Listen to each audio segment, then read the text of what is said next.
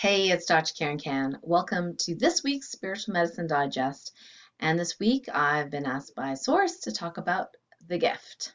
But before we dive into the topic, if you are new to my channel, I'd love for you to hit the subscribe button, perhaps the notification bell, so every time I do a new video, you will be notified.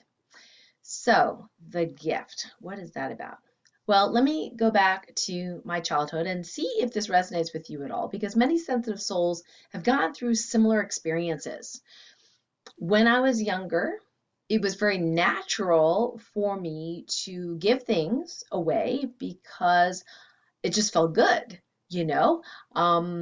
If my friend liked something of mine or, really said she wanted something, I would do my best to try to make it happen for that friend. Now, of course, I did get in trouble because apparently I gave away my brother's best marble, and that was not for me to give away.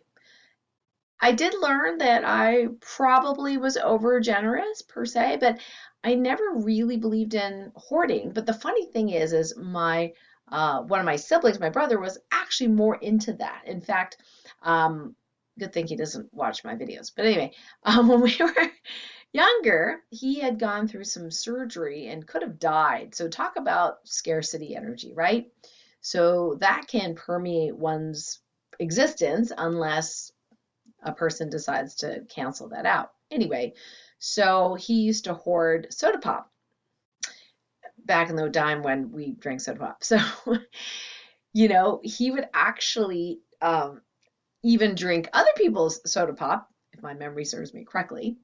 And my mom would say, no, no, no, you can't do that, right? So we ended up putting his initials on all the soda. Also, it was very important for him to have more Christmas presents than my sister and I. So my parents got pretty smart and they kind of separated some of his parents so he would have more boxes to open, right? And I was the eldest, so I was like, whatever. I don't really care, And so my nature, because I did not go through that life and death situation that he did, was more of abundance versus scarcity. And so it's been really easy for me just to give, give, give. And to this day, I really love giving. It's just natural. So if I have something that you need, or I have extra of something that I don't need, I'll give it to you, So it's just natural. And I think that we've been given a story about humanity that humans are greedy and that their nature is greedy. And therefore you have to crack the whip to beat that greediness out of them. And so we hear a lot of things, whether it be through, books or churches or schools or parents, that we need to be less selfish and more selfless, right? But here's the thing. A lot of sensitive souls well, not all sensitive souls, but many sensitive souls are already very generous. If the story of humanity is greed, which I do not agree with, then we are way on the other side, I believe the story of humanity is actually naturally generous, but we've been taught and programmed to think that humans are greedy and more for you is less for me, and that kind of story. Now, we've been taught in schools that, the survival of the fittest, right? Only the fit survive. Well, guess what? You know who wrote that? Go look it up. Let's just say there's those that would hold us back people wrote those kinds of books. And that was their belief. And they've indoctrinated us to believe the same thing. Bruce Lipton, in his series Inner Evolution, which I absolutely love because I absolutely love Bruce, you can watch that at Gaia TV. He talks about the real data and the evidence out there, right? Because he's a science person. Survival of the fittest is actually not true. It was a theory, but the theory is basically null and void given a lot of what has come out in the real science. Nature is actually cooperative in nature. Even the whole predator-prey thing, believe it or not, is cooperative in terms of the whole ecology of the world. But it is not what we've been told it is. The strong, beating the weak and, all this kind of battling and things like that. It just never really sat well with me, and to this day still doesn't. But now that I know the real evidence is that humans are actually naturally generous. So think about this. Right now, so many people work at jobs that they dislike or sometimes even hate because they feel obliged to, because they need to pay the bills. Like, that is actually slavery. Think about it. So I'm reading the book Sacred Economics by Charles Eisenstein and really resonating with, I would say, about 95% of the book so far. I'm about 3/4 of the way through. It's quite the tome, about that thick. And he does a lot of economics, and he's got tons of annotations and references and things like that. So it's not like he's just making the stuff up. I didn't even know that there were different cultures and countries that do exchanges and gift exchanges differently. I think it's very, very interesting. And what he talks about is that the economics of growth, which is what is the only economics accepted by the grand majority of the Western world or developed nations, is that you have to grow the economy. If we grow the economy, then we're healthy. And oh my gosh, the economy's not growing, right? We're not healthy. Well, here's the thing. If we're focused on that growth economy, then it's like everything that used to be free, like playing outdoors, playing at the friend's house, all that kind of stuff is now made into a commodity that is then sold back to us, including sold back to children in the form of video games and apps and phones and all this kind of stuff. So there's a lot of things we took for granted as children that now we have to pay for.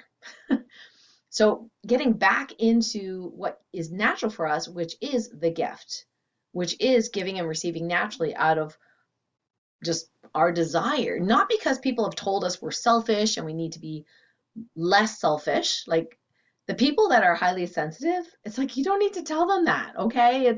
It's like they're selfless to a fault, and then the message of be less selfish is falling on deaf ears where it really needs to be heard, right? And then all the sensitive people are like giving more and giving more and giving more, to the point like they're self-sacrificing, and that is not good, and that is not balanced. So if we can change our story of humanity, well, actually not change it, but I mean, literally recognize that the current story of humanity is actually not accurate. It's not even biologically true. And go back to, hey, what if we had that sense of we are all one and unity? I would never want to take from you to hurt you to benefit myself, because in the end, I'm taking away from myself, right? If we all had that, there are more than enough resources on the planet. That's the other myth, that there's enough, right? There's more than enough resources. It's just kind of hoarded in different places. People talk about, and I know this is going to trigger some people, so just forgive me for this if it does trigger you. People are going to say, well, you have to have gold-backed currency, right? Like, that's the only thing, we got to go back to that, blah, blah, blah, right? But I've always argued, okay, so we have more gold piled up in our house. Not that I have that, but I can't eat it. I can't grow it. I can't fertilize with it. Okay, I guess I can exchange it like any other money, like for something that I can actually use. And so I just never been into that. And I know, I mean, I have friends, they're like, oh, I'm, you need to collect gold, you need to collect silver, that kind of thing. And my argument has always been, it's a value because we say it's a value. It's some sort of social agreement that gold is valuable. Now, that being said, there is a true value to gold, and that's monoatomic gold, which is a healing elixir. But most people who are collecting gold coins or whatever they're collecting, okay, it's sitting in a vault somewhere or a safe, not doing anything, just like sitting there, And the whole thing that Charles talks about is that economy is really about that giving, receiving as a cycle, not as a static kind of thing. Now, of course, I'm not saying it anywhere as eloquently as he does in his books. Sometimes I had to look some stuff up in the dictionary. I wasn't sure what some of the words he was using, but it was really good. I'm really enjoying this book. And so he argues about, what, instead of gold backed this, why don't we back it with something we truly value, that really is valuable to us, like undeveloped land, clean water, clean air. Like, what if companies, big, small, medium, were actually rewarded by taking care of the environment, you know, that they got more income, if you will, by doing those things instead of offloading that to the next guy, the next generation.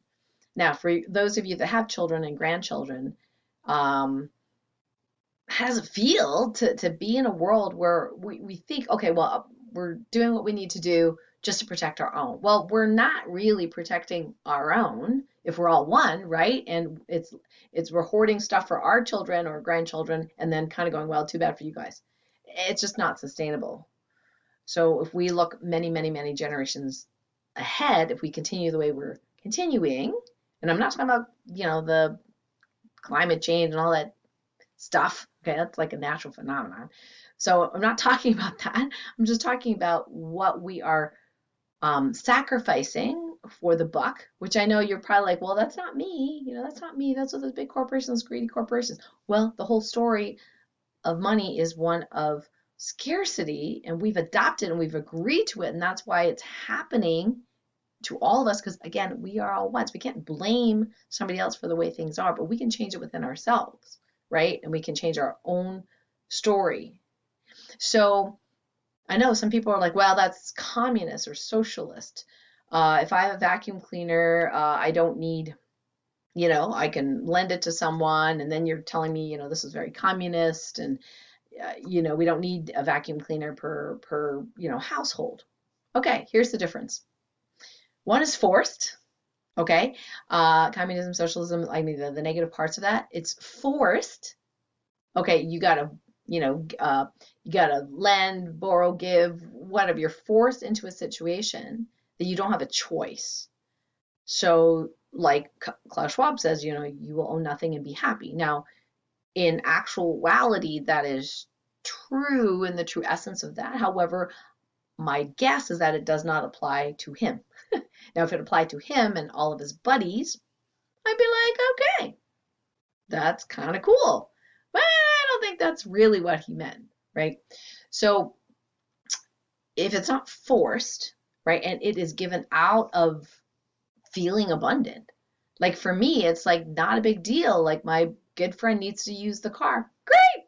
I have 2 cars. Yeah, they're getting pretty old, but hey, if it's working, by all means, you know what I mean?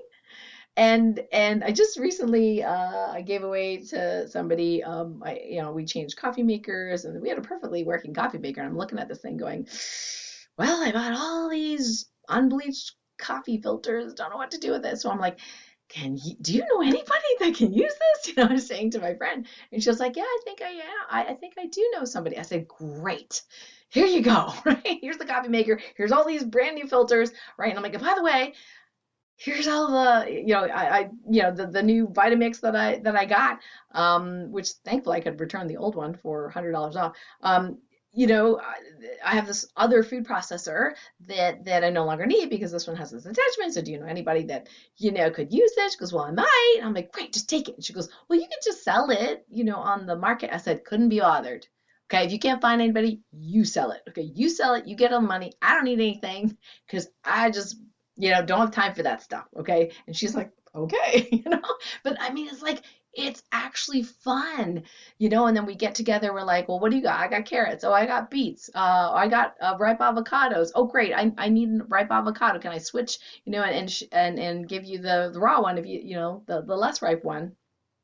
Great. No, that'll work for me. Right. Like, it just feels really good, to be in that space. So we can start little, but that gift received is a natural human thing to do if we realize, oh, that's the real story of money and the story of humanity that we can again adopt and realize that is our truth, not this other story that we've been given and programmed.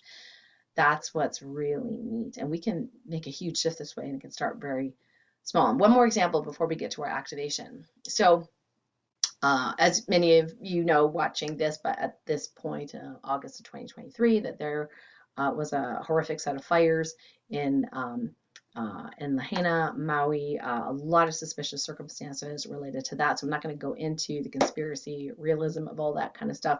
But to suffice it to say, people are just outpouring generously, you know, and whether it is true that there are mechanisms in place to try to prevent that generosity from reaching the people, okay, is besides the point. Um, People have actually started, sharing a spreadsheet of actual people, like their names and, their GoFundMe pages and that kind of stuff, and their Venmo and whatever. And I'm like, oh, this is good. I mean, not good that there was fire, but what I mean is that people are so resourceful. It's like, if theoretically, so if the Red Cross or the bigger organizations can't get their act together or don't want to get their act together or not, doing aid, they're shutting water off, whatever, when they shouldn't. Anyway, whatever, right? People are resourceful. So they're using whatever it takes to help the people there. Their hearts are opening. The gifting is just natural. And I'm like, this is great. I got the spreadsheet, right? I got these real people, like not just a big organization, not that there aren't good ones, but real person to person stuff. This is the essence of what Charles talks about in his book Sacred Economics. So it's great. I'm like, hey, I muscle test, I can check light scores, you know what I mean? And so I just go down the list and go, okay, who's the next person that I am to donate to, right? And literally divine muscle test that and go, don't know who these people are, but okay, this is what guidance says to do. And I can do that one to one. I mean, I just find that super cool. Super cool. Not to say that I wouldn't necessarily give to organizations. However, that personal gifting is really resonating with me right now. So let me know in the comments whether any of this resonates with you. Let's go ahead and do our Topican Healing activation. If you'd like to receive and open up your receiving channels and feel into this new story of humanity, of abundance, letting go of scarcity, letting go of the programming, then just make the intention to receive. Let's go into the still point together. If it's safe for you to do so, you can rub your hands and then close your eyes, relax.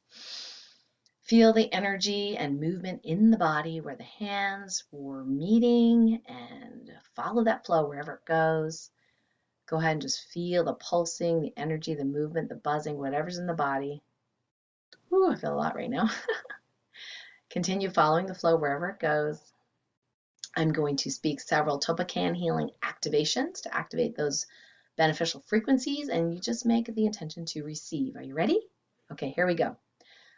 I now command that the old story of humanity and money, that which we've been indoctrinated with, that no longer serves us, be deleted, dissolved, and uncreated from you and all humans on the planet who are ready in the highest and best way.